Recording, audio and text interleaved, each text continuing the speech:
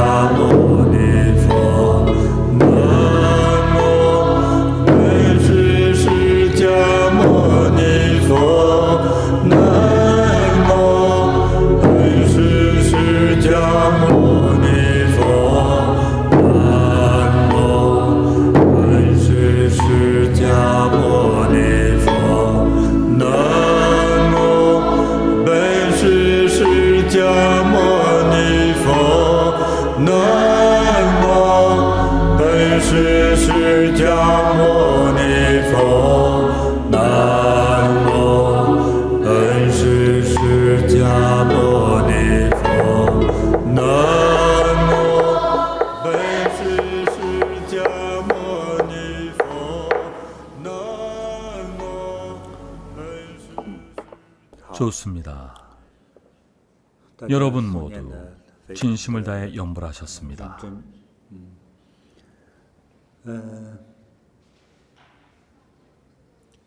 여러분과 같이 염송하면서 세상 모든 분들이 행복하고 안락하기를 바랐습니다.